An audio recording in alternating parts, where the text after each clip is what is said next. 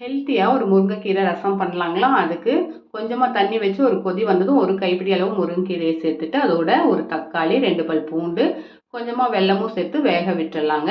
அது வேகும் போதே ரசப்பொடிக்கு தேவையான பொருட்களை வறுத்துக்கலாங்க.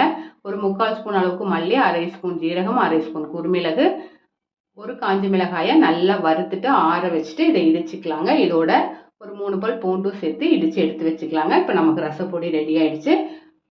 சின்னதாக புளியை ஊற வச்சுட்டு அந்த புளியை கரைச்சிட்டு அதை வடிகட்டி எடுத்து வச்சுக்கலாங்க. இப்போ இந்த தக்காளி வெந்ததும் தக்காளியோட தோலை நீக்கிட்டு இந்த புளி கரைசலோடு சேர்த்து கரைச்சி விட்டுடலாங்க. முருங்கைக்கீரை வேக வச்ச தண்ணி அதோட வடிகட்டி சேர்த்துட்டு இடித்த ரசப்பொடியும் சேர்த்துட்டு கொஞ்சமாக வேக வச்ச முருங்கைக்கீரையும் சேர்த்துட்டு மல்லியெல்லாம் சேர்த்து உப்பு தேவையான அளவு சேர்த்து கலந்து எடுத்து வச்சுக்கலாங்க. கடாயில் கொஞ்சம் ஆயில் போட்டு கடுகு, காஞ்ச மிளகாய், கருவேப்பிலை சேர்த்துட்டு ரெடி பண்ணி வச்சுக்கிற ரச கரைசல் சேர்த்துட்டு நல்லா ஒரு கொதி வந்ததும் அடுப்பை ஆஃப் பண்ணிக்கலாம். சூடான சாதத்தோட சர்வ் பண்ணுங்க. சூப்பராக இருக்கும்.